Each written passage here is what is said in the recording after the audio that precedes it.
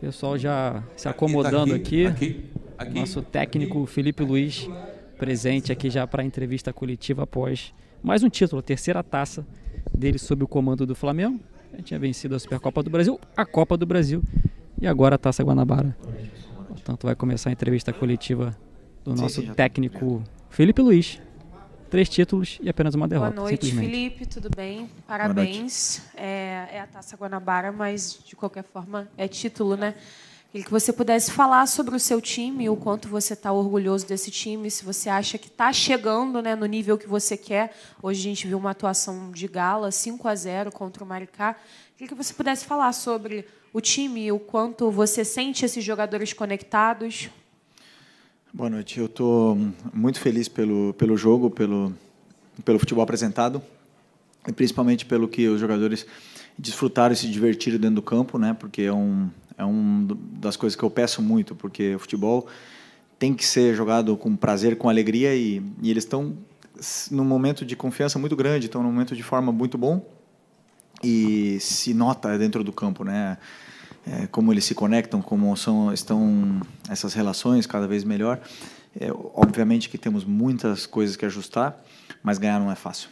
Ganhar, independente do adversário. Eu não lembro de outro time ter feito tantos gols no Maricá, não lembro de outro time ter tanto volume, tenha tido tantas chances de gol. E até então o Maricá, se eu não me engano, teve 3 da Portuguesa. Não lembro de outro time que tenha feito tantas chances. Então estou orgulhoso pelo momento e vamos corrigir as coisas, os detalhes micro que precisamos corrigir, continuar evoluindo. Eles têm que se exigir cada vez mais, autoexigência, para que a gente possa fazer uma grande temporada.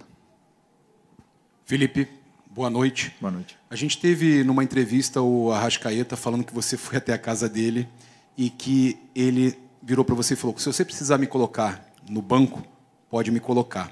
O quanto importa para você um grupo onde alguns jogadores te mostram que o elenco e a união desse grupo está acima de qualquer vaidade? Eu falei para ele que se ele não estiver bem, ele não vai jogar. Mas, não, assim, são jogadores que, além de serem grandes jogadores, serem ídolos, são meus amigos. Eu seria um hipócrita dizer que esses jogadores como o Bruno Henrique, como o Gerson, como o Arrascaeta e tantos outros que jogaram comigo desde 2019, se eu não chamasse eles de amigos. Então, eu acho foi justo eu ter ido falar com eles pessoalmente e dizer que eu vou tomar decisões algumas vezes e vão incomodar. E o que eu mais esperava deles é que isso não afetasse a amizade que a gente tem, porque é uma decisão estritamente profissional. E a resposta dele foi essa, que poderia ficar tranquilo que nada ia mudar a amizade, né? Eu sei que do meu cargo para o jogador não muda, mas o jogador para o treinador ele vê como uma figura diferente. Eu já senti isso, eu já vivi isso. Existe um respeito, uma hierarquia, a hierarquia, mas esses jogadores, como eles são tão profissionais, tão grandes, eles sabem separar o que é o lado humano, que é a amizade, do que é o profissional. E tanto é que em momentos determinados eu tomei decisões difíceis, tive que tirar esses jogadores que são meus amigos, e eles nunca deixaram de ser próximos a mim por causa de alguma decisão. Aliás, a equipe sempre está na frente, e com isso eu vivo tranquilo, eles vivem tranquilo, porque eles sabem que eu estou sempre fazendo o que eu, Felipe, acho que é melhor para a equipe. E repito o que eu falei outras vezes: vou acertar sempre e não vou acertar sempre. Com certeza não vou acertar sempre. Mas o meu pensamento vou fazer sempre o que eu acho que é melhor para a equipe. E eles entendem bem isso. Felipe, tudo bem? Rafael Borghetti, repórter do canal Flavoz.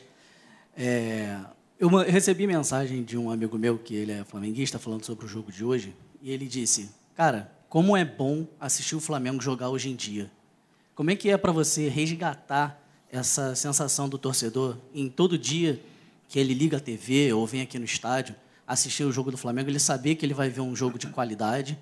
E, claro, como você falou, algumas decisões podem ser contrárias, o Flamengo não vai garantir sempre vitórias e tudo mais, mas a qualidade do jogo tem sido incontestável em toda a partida. O Flamengo tem mostrado que joga muito bem. Como é que é para você resgatar essa sensação do torcedor em estar feliz em assistir os jogos do Flamengo? Obrigado. Grande pergunta. Quando eu jogava, eu sempre pensava que o Flamengo ele tem uma característica única. A torcida ela exige um certo tipo de futebol, que seja apresentado um certo tipo de futebol que não vale só vencer. Isso me chamou atenção, porque eu, sim, joguei muitos anos no Atlético de Madrid, onde só vencer era suficiente.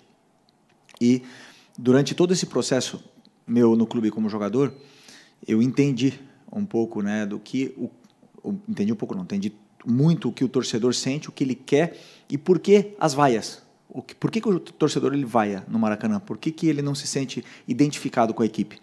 Então, a partir desse momento, quando eu já decidi durante muitos anos, né, que eu seria treinador, então eu pensei, junto com o meu auxiliar, em criar um modelo de jogo, um documento onde a gente pudesse fazer um modelo onde o torcedor se sentisse representado pelo que ele estivesse vendo no campo. E não é a forma que o Flamengo vai ganhar. Se não escolher a forma que a gente vai perder.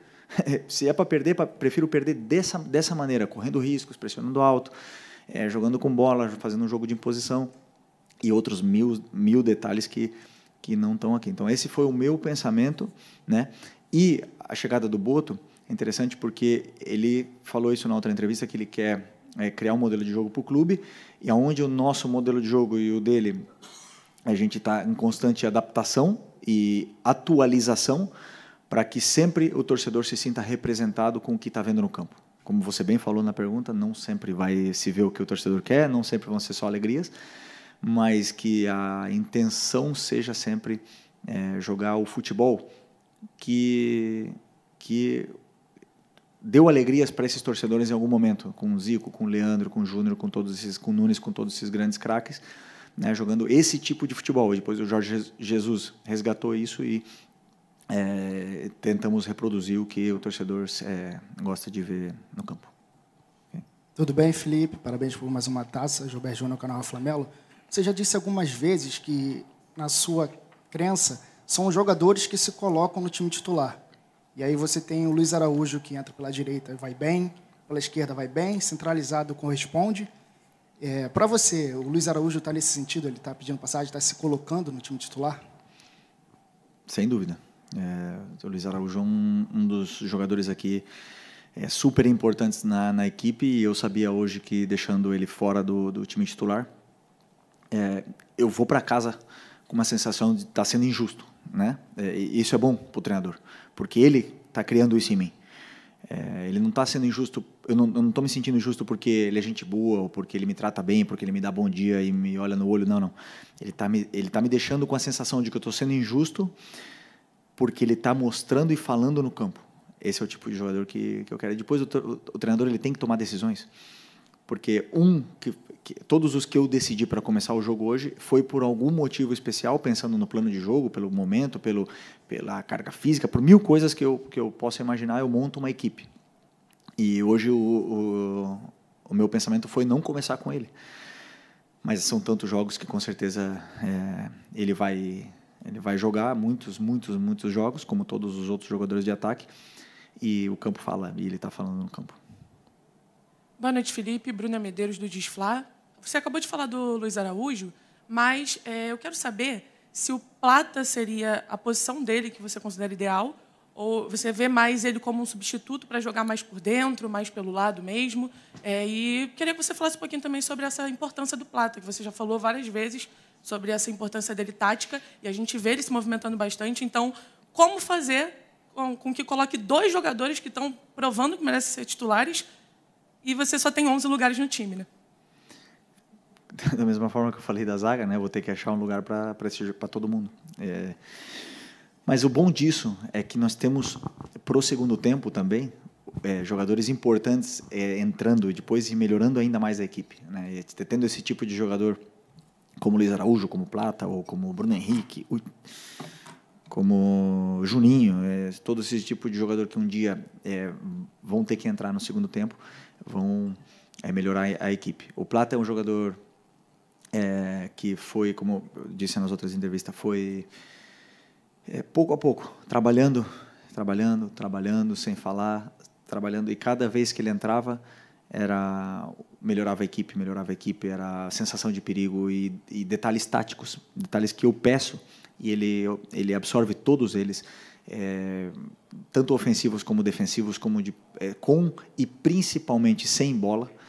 São detalhes que fazem o Plata ser um jogador muito importante, fundamental para mim, fundamental. Porque, aliás, hoje ele jogou na melhor posição dele, que é por dentro, né?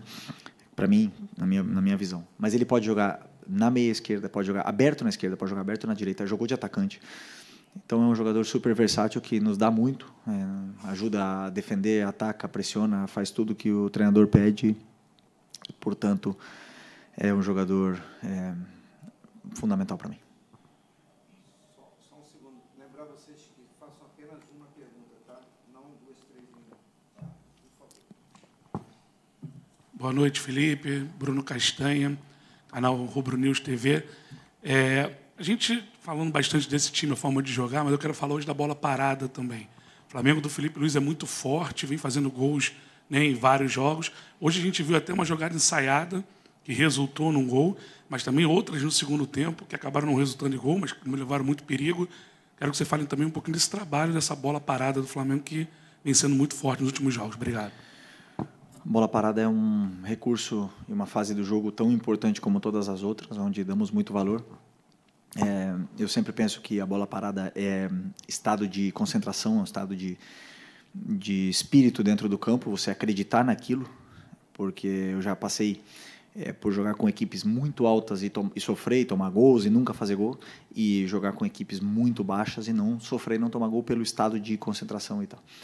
Então, esses jogadores são muito poderosos, né, na bola parada, eles acreditam e eles compram a ideia, fazem as jogadas e algumas saem, algumas não. Mas é importante que eles entendam o valor e deem o valor que se merece a bola parada, tanto ofensiva como defensiva, e porque ela desbloqueia jogos, né? Desbloqueia jogos, é importante. Fala, Felipe, tudo bem? Barba aqui do BarbaCast.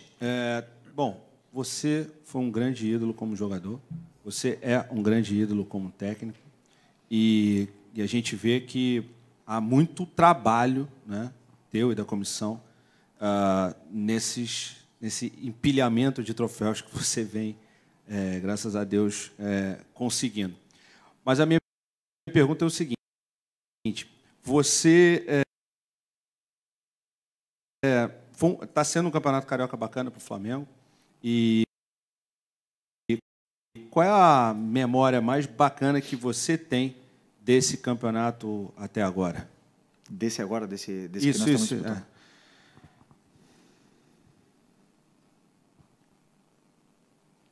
Boa pergunta. Uma coisa que eu estou falando no começo da pergunta é a verdade. Estamos trabalhando muito. Muitas horas. Alguns podem até empatar em horas de trabalho, mas ganhar não sei. Porque a gente é muito apaixonado pelo que faz. Gosto muito do meu trabalho e é muito bom ver tudo isso se reproduzindo no campo.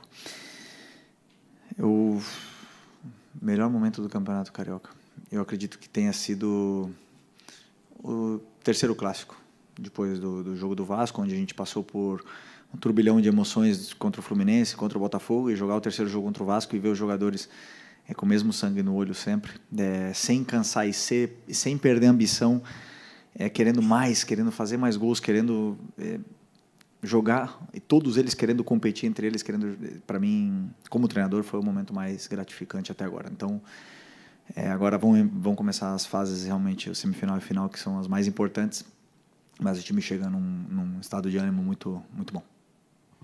Boa noite, Felipe, aqui, Sidão Marinho da Litoral News. A gente vê o seu trabalho, né, muito esforçado, de fato, não para de trabalhar o tempo inteiro, aliado a muita qualidade do elenco, o melhor elenco da América, e também vejo muita obsessão. Os jogadores não ficam satisfeitos só por uma conquista, querem mais. Isso é muito importante.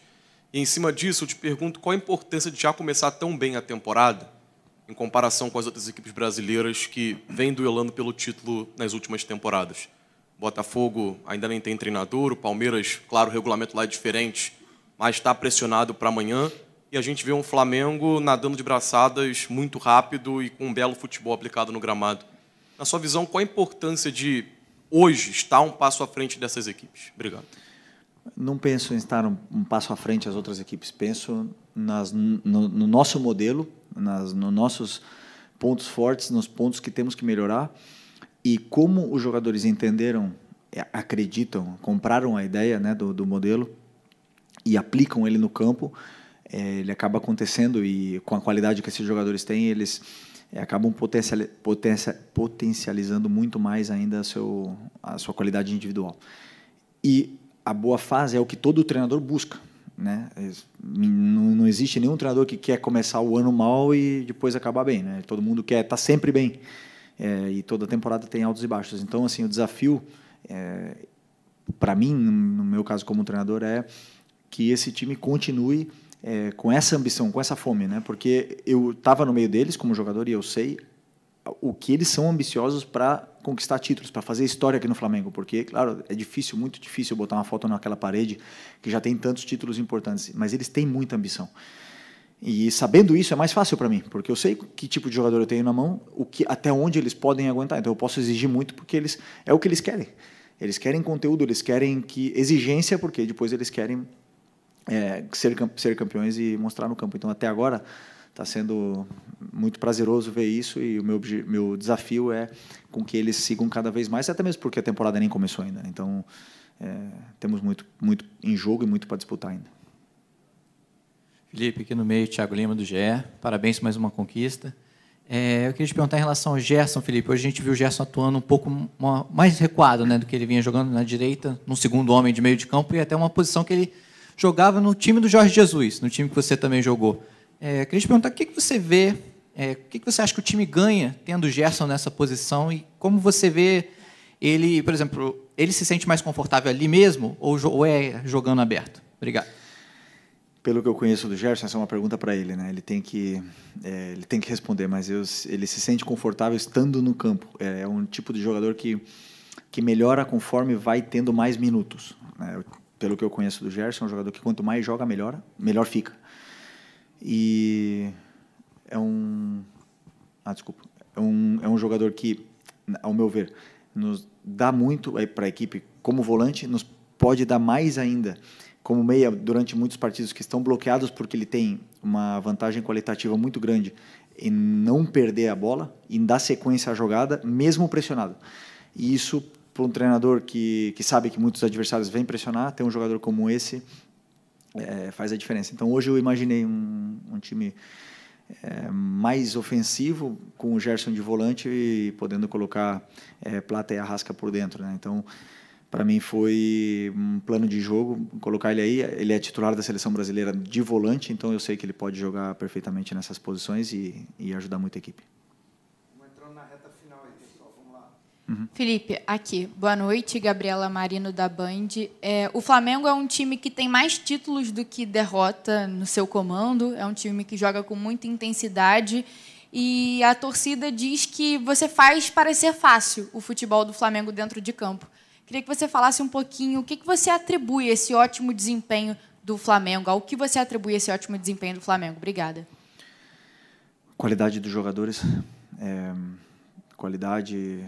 ambição, talento, o primeiro, né? Um grupo, como o teu companheiro falou, não tenho vergonha de falar, é o melhor elenco da América. Então, esse é o primeiro. Depois, parece fácil, mas quando as coisas parecem fáceis é porque tem muito trabalho atrás, porque eles trabalharam muito. Nós trabalhamos muito e eles trabalharam muito, muito mais para poder estar nesse momento de forma. Então, o objetivo agora é trabalhar ainda mais para que esse momento de forma continue o máximo possível e que os adversários entendam que a gente tem que... Até me perdi. Que os adversários entendam que é um time que não para, que é um time que quer mais e é muito ambicioso. Okay. Felipe aqui, boa noite. Marcos Martinho, do canal da EQSRN, parabéns por mais um título. Eu queria te perguntar especificamente sobre a lateral direita do Flamengo, né? Porque nas últimas semanas surgiram muitas informações a respeito do Wesley, o interesse dos clubes europeus por ele, e cada vez mais informações dizendo, né, que o Flamengo teria muita dificuldade de manter o Wesley no meio do ano, especialmente após o Super Mundial, com uma possível convocação do Dorival Júnior. O Varela vem numa sequência de jogos, né? E a avaliação majoritária da torcida é que vem positivamente, o Varela vem surpreendendo tecnicamente. Você avalia o Varela como uma possível reposição para uma eventual saída do Wesley no meio do ano? O Varela seria esse jogador para repor uma possível saída do Wesley com o desempenho atual dele? Primeiro, o mercado europeu está fechado, né? Então, o Wesley não vai sair agora. É muito longe ainda pensar na metade do ano. O Wesley é um jogador muito importante para mim, para a equipe, do mesmo jeito que é o Varela. E temos que lembrar que antes de eu chegar aqui, era o Varela que jogava. Então, e o Wesley era contestado, né? Um pouco contestado, por mais que fez grandes jogos e grandes temporadas, uma grande temporada ano passado. Os dois têm características diferentes, porém, não podemos esquecer o jogador que é o Varela. É um jogador que foi para 2 Copas do Mundo, que é titular com a sua seleção do Uruguai, que jogou contra o Vinícius Júnior. E o Vinícius Júnior não fez quase nada contra ele. Temos que entender que jogador nós temos na mão. Nós temos que entender. Eu acho que o Varela não tem o respeito que ele merece aqui por parte da imprensa e por parte do torcedor. Mas sim por parte do treinador, que valoriza muito o trabalho dele, não só como jogador, senão como um dos líderes desse elenco. Então, se o Wesley sair, virá outro, né? Como eu falei, falta muito ainda, virá outro, que brigará por posição com o Varela, mas o Varela é um jogador importantíssimo. Felipe, Raíza Simplício da Gol Brasil e da Placar. Essa semana a gente teve um movimento de alguns jogadores que se manifestaram a respeito dos gramados sintéticos. E aí começou uma discussão que, no meu ponto de vista, até virou uma discussão clubista. Os clubes com gramados sintéticos se manifestaram, argumentaram, atacaram gramados no Brasil que não têm qualidade, esburacados, duros, como recentemente você se referiu ao Maracanã. Eu queria saber qual é a tua opinião em relação a isso, né? E se há necessidade de ter gramados sintéticos no futebol brasileiro. Muito bom esse tema, esse assunto é muito bom. Eu, como jogador, vivi isso. Primeiro, eu queria começar falando que é muito importante que os jogadores se unam. É muito importante que eles não têm noção do poder. Eu que estive ali, né? Eu sei, não temos a noção real do poder que os jogadores têm, porque o futebol é dos jogadores. E somando isso, vi a entrevista do treinador do Palmeiras essa semana e falando sobre isso, do Abel, e eu concordo em tudo o que ele falou, em tudo. Foi a primeira pessoa, talvez, que não botou política no meio, foi super sincero, porque realmente, como você fala, se eu jogo no Botafogo, eu tenho que defender o sintético, e se eu jogo no São Paulo, eu tenho que criticar o sintético. Não, cada um tem a sua opinião, e ele foi verdadeiro com o que ele pensa. Eu penso o seguinte, da mesma forma que ele falou, Série A tem que ser regulamentado, tem que ter exigência para ter gramados naturais e bons, mas tem que ter multa se não tiver gramado bom. Tem que ser uma exigência disso. Por quê? Porque aqui, o que eu mais vejo aqui no Brasil é desculpas. Pelo clima, pelo não sei o quê. Na Arábia e no Catar, 50 graus. E tem um gramado, um tapete, é investimento, né? E o que eu vejo também é muita gente que fala, mas poucas pessoas têm coragem realmente de bater de frente e de fazer, né? Então, para fazer tudo isso, tem que ter muita coragem. Para tentar proibir ou tentar... E vamos ver, o Brasil cresce a passos lentos porque falta gente que tome essas decisões, que sejam mais agressivos com essas decisões e sejam mais certeiros, né, com esse assunto do gramado. Vou dar minha opinião, porque o Abel não passou por uma coisa que eu passei, que foi o Sub-17 do Flamengo. Ele tem uma razão muito grande. Para jogar nos campos que o Sub-17 do Flamengo joga, no Campeonato Carioca, na Taça Rio, ou no Sub-20, até no Campeonato Brasileiro, eu te digo, é melhor sintético. Não tenho nenhuma dúvida. Do que eu vi na base, esses meninos jogam... O que adianta preparar um plano de jogo, preparar uma semana, saída de bola com goleiro, com volantes dentro da área, para chegar num gramado onde a bola não anda, onde os jogadores não conseguem correr, no 11 da manhã, o jogo não é humano. Não é humano. Para isso, melhor botar sintético. Agora, clubes com condições para ter um campeonato mais equilibrado, para vender nosso produto para fora do país, sim. Grama natural, todo mundo prefere. Não tenho dúvida, os jogadores do Palmeiras preferem, os jogadores do Botafogo preferem. E só vou somar uma coisa também ao que o Abel falou, que Ele falou que tem um top, eu acho que tem mais. Tem o Inter, que é top, não tenho problema em falar. O melhor gramado do Corinthians, é o melhor gramado do Brasil. Corinthians, Inter. São Paulo, Morumbi sempre é muito bom. Juventude é muito bom. Coritiba é muito bom. E estou esquecendo de algum por aí. Mas com certeza já peguei a Vila Belmiro muito boa, já peguei ruim também. Então o que a gente precisa é regulamentar, obrigar a botar um gramado, mas botar um gramado em condições, investimento, altíssimo investimento no gramado, que aí sim vai ficar bom para todo mundo, porque na Espanha eu também peguei muitos gramados ruins, até chegar um presidente da Liga e obrigar a colocar todo mundo no gramado bom e encher o estádio. É obrigatório encher o estádio. Então se virem os clubes, senão são multados. Isso é muito importante. E aí estão os jogadores para cobrarem e colocar a opinião que eles têm. Mas o que eu sinto um pouco do Brasil é isso. Nós vamos vendo o que os outros países vão fazendo e, a passos lentos, vamos tomando decisões e vão mudando. Já mudou muita coisa desde que eu cheguei aqui em 2019, melhoraram muitas coisas no Campeonato Brasileiro, muitas.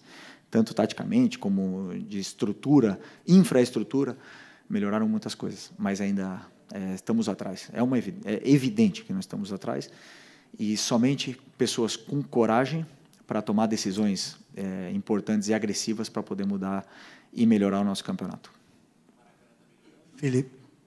O Maracanã está melhor. Quando acontecem problemas, por exemplo, como aconteceu com o Thiago Silva do Fluminense, que se machucou, alguns jogadores nossos reclamaram, tanto do campo como da bola, são tomadas atitudes, né? Então a empresa deixou o gramado um pouco mais macio e claro que o Maracanã, eu acho que ano passado foi o estádio com mais jogos do mundo, se eu não me engano, tá? Se eu não me engano, com mais jogos do mundo. Isso não existe gramado nenhum no mundo que aguente, nenhum. Mas sim existem planos para solucionar esse problema. Quando o gramado começar a ficar ruim, coloca um novo. É investimento, coloca um novo. Não tem problema.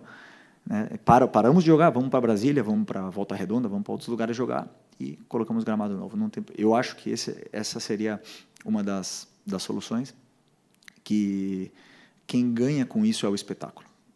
Você vê, e vou me estender um pouco, mas quando eu faço análise dos adversários, a gente tem uma câmera tática que grava de cima e tem estádios e tem com gramados que não dá para ver a bola, que não dá para ver o jogo. Então, quando tu vê, por exemplo, e aí você pega referências externas de outros times europeus, da Premier, você olha a imagem da câmera tática e a grama é verde, é bonita, a bola corre, os jogadores não têm que se preocupar em dominar a bola. Às vezes, aqui, principalmente com essa bola, o jogador não pode pensar na frente, porque primeiro ele tem que pensar em dominar, com o gramado ruim. A bola já vem quicando, então ele tem que primeiro pensar em dominar a bola, ele não pode pensar já em dar o passe. Então são detalhes, pequenos, que fazem o nosso jogador, no cérebro do nosso jogador, não pensar na frente. E isso vai tirando a confiança, e o futebol vai ficando mais feio. São detalhes, então, para mim, tudo está nos detalhes. E nós temos que melhorar, não tenho dúvida. Boa noite, Felipe. Léo José do Coluna do Fla. O Flamengo ele fez uma boa Taça Guanabara, está chegando agora na semifinal, só que sempre fica essa questão de quão parâmetro é a Taça Guanabara para o restante da temporada, quão parâmetro é o Campeonato Carioca, né, para o restante da temporada. E eu queria saber se você, Felipe, consegue pontuar 3 pontos fortes assim do Flamengo, desse time do Flamengo, desse elenco, de olho nesse primeiro semestre da temporada, que tem o Campeonato Brasileiro, a Libertadores e o Mundial de Clubes. Sobre a Taça Guanabara. E o Carioca não é um torneio. Eles não vão dizer como vai ser a temporada. A temporada do Campeonato Brasileiro começa, no nosso caso, contra o Internacional em casa. E a partir desse jogo nós vamos ver como a gente vai começar. São 38 rodadas. O Campeonato Carioca ficou para trás, a Taça Guanabara já ficou para trás. Não vale absolutamente nada no brasileiro. Para o brasileiro não vale nada. Então, sim, vale como uma preparação, para os jogadores entrarem em forma física, como uma pré-temporada. E claro que queremos ganhar o Campeonato Carioca. Agora, o que vai nos deixar de momento para o brasileiro, absolutamente nada. O Campeonato Brasileiro começa contra o Internacional e todos começam do zero, os que estão bem e os que estão mal. E tem time que vai ser eliminado do Campeonato Paulista, ou sei lá, e vai começar o brasileiro muito bem. Isso aí não quer dizer absolutamente nada. Então, temos que separar as coisas, como eu falei, a Guanabara já passou. E difícil pontuar 3 pontos. Difícil. Felipe, eu pedi para perguntar por último, se me permite que eu saia um pouco do futebol.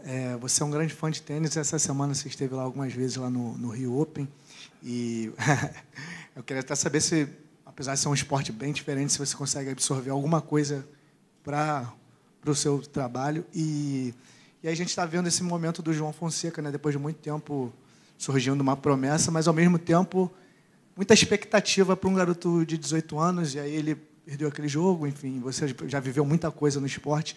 Queria que você pudesse falar um pouco sobre esse momento e se você pudesse falar alguma coisa para o João, aí, que está ainda iniciando a carreira dele. Falar para o João que eu esperava ele aqui hoje, e não veio. Um fenômeno. Segundo o Guga Kirten, que eu estava com ele lá em Floripa, ele me falou: esse menino é diferente, ele é dos diferentes, ele falou para mim. E realmente né? Eu vi o João jogar com 16 anos, flamenguista, humilde, trabalhador e com a família muito cabeça boa. Tem tudo para nos dar muita alegria no tênis. O tênis é um esporte que eu amo muito, durante muitos anos joguei, quando era pequeno, e depois, claro, não tinha o talento, né, para continuar no tênis, vim para o futebol. Mas eu sou apaixonado. O Federer foi meu grande ídolo, minha grande inspiração durante a minha carreira. Via quase todos os jogos importantes do Federer, analisava cada momento dele dentro da quadra para poder tentar copiar alguma coisa dentro do campo, eu mesmo, comigo mesmo, naquele meu mundo ali dentro do campo, porque o tênis é o esporte mais... um dos esportes mais sofridos, né, mentalmente. Então, é o jogador contra ele mesmo. Então, agora indo lá ver o João jogar, aquele jogo que ele perdeu, nos diz muito do que aconteceu com ele. Tinha acabado de ser campeão, viagem, jogo em casa, chuva de emoções, turbilhão de emoções na cabeça dele.